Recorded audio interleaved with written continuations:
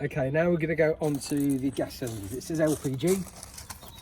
It's the same key with the I key, opens everything. I've already opened this. Pull these up and this comes off. So inside you've got 2 gas cylinders. Now unfortunately they are both separate. I'm going to change that, but currently they are both separate. I've weighed this yesterday. This has probably got about 1/3, I think, in it, but there's a chance that that could run out. All that you need to do, there is, if you come around this side you'll see,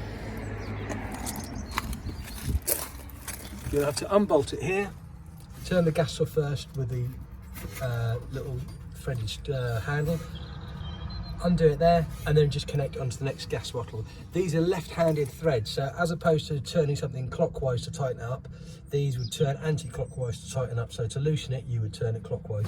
Literally undo it and just move the connector onto the other bottle, and that is it.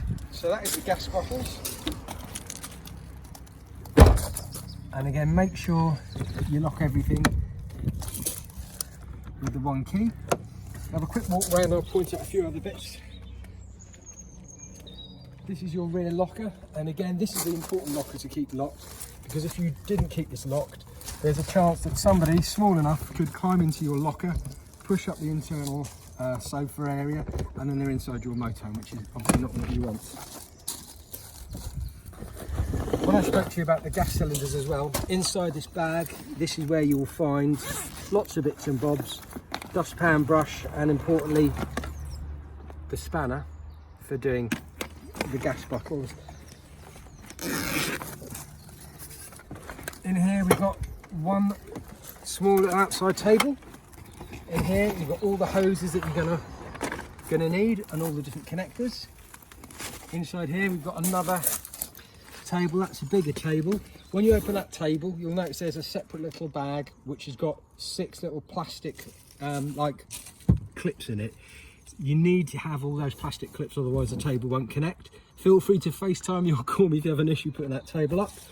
And then in the back, which you can't see, but there are 6 brand new chairs which we bought in the back there. So they're brand new, they've never been used. Here is the awning bar, and I'll talk more about the awning bar later, and I'll explain it a little bit more. Awnings are great and they're ideal, but you need a day pretty much like today, where it's perfect weather, no wind, not blustery, and not likely to have lots of rain. Close it up, and again, using the same key, do it up. This is actually also where the batteries are stored. They're below the level of the cupboard, they're kind of down there, and that little bit there is just a drain valve for a battery. Moving round to have a look at the bike rack. If you're going to use bikes, it says it takes 4 bikes, but in reality you can only really put 3 on there, not just because of the weight, but 4 don't really fit. It's got a maximum weight of 60 kilograms, so if you're going to use something like electric bikes, you're pretty much going to be limited to 2 electric bikes, and that's with the batteries disconnected. Up above that you can see there's 2 cameras. When you start the motorhome, instead of a rear view camera, you've got a digital display, and it's got 2 cameras. One camera is a normal rear view camera, and as soon as you go for reverse, it uses the second camera, which gives you a view sort of closer down to the bottom of the motorhome. And then we can move over to here. This little port here, that is just a little, almost like a chimney, so for the heating, so there's no issues of carbon monoxide.